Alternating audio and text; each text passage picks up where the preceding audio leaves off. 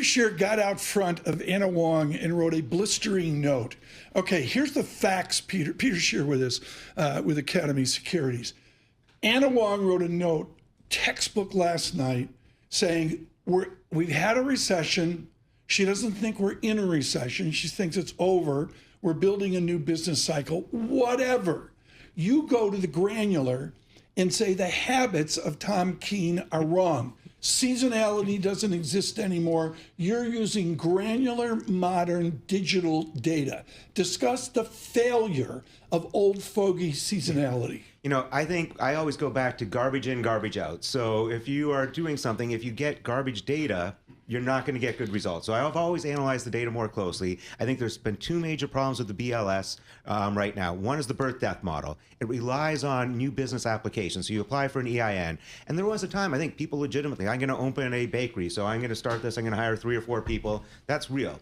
I think in the past few years, what happens is the economy gets weak, someone gets a bit nervous, they're like, maybe I'll drive Uber on the side, I'll do something, so they apply for an EIN. There is no job creation. So I think when we look at those huge revisions, a big chunk of that were birth death. And what scares me about this year's data, since April, NFP has produced 260,000 jobs.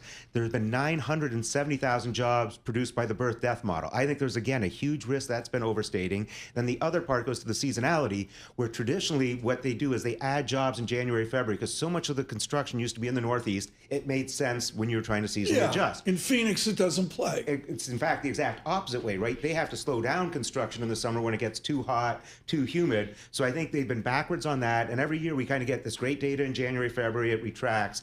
I do think that we are starting to turn the corner. I think people are understanding where we stand on tariffs. I think we're still in a very little new hiring. I don't think people are firing. And people are now trying to set up businesses to take advantage. Okay, here's the new rules. How can I be nimble? So I think the worst is behind us. Peter, how do you think about what we're hearing from the White House in particular about the integrity of labor statistics? We had Michael McKee on earlier this week, and he talked about how there is this kind of consensus view that you could reform those numbers the way that they're collected. It would cost money. It would have to be done carefully. We see the way that the president's gone about this, getting rid of the BLS commissioner, making this about personnel more than anything else. And I wonder if you think that's set back what could be a very real effort here to engage with, think about some of the issues that you're talking about, to reinvent some of these surveys post-COVID to make them more comprehensive than they are? Have they kind of set themselves back, in effect, by focusing on personality instead of on the issues at play? You know, for now, I'm hoping the new people that come in charge say, hey, we've got a chance to rethink about this. Look at how much data is out there. It's all electronic.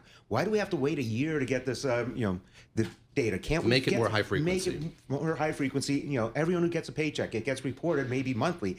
That's so easy. That would cover a huge part of the jobs. I look at the inflation thing, which will be another issue. But a lot of people turn to Truflation, right? Why do we still use CPI? To me, I will give up on this. OER, owner's equivalent rent. I read it, I still don't understand it. I don't have any idea why this day and age where we have Zillow real-time rent, the Cleveland Fed has real-time rent, why we're still trying to extrapolate rent from this owner's What is real-time rent doing right now? Very little, and that's the big issue. OER is still saying it's going up. There's a lag effect. How it's calculated is slightly weird. So I think in the real world, we're overstating CPI because shelter is such a big component. Okay. We're using this archaic thing. So I think the Fed has been making two mistakes, or they're basing decisions on two erroneous facts. One is I think they thought the job market was better. That was getting overstated. And I think CPI is being overstated largely because of this OER calculation. And both tell me we should be cutting, we should have been cutting already, and we should be taking steps to keep the long end low as well. Peter, I love talking to you about and hearing you talk about geopolitical risk. And I have to ask about two events that have taken place here over the last 24 hours. The first we've touched upon a few minutes ago. That's the attack by Israel on some Hamas leadership in Qatar. The other is what we saw over Poland over the course of the last 24 hours, Poland shooting down drones that Russia had sent to Ukraine.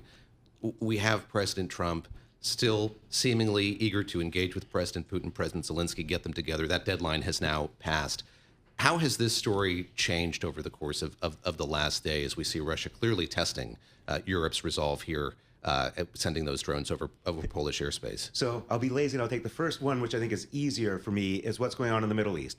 My view of the Middle East is most of the Middle East wants to get on and become the data center capital of the world. Again, they view that we have got energy. Energy is hard to export.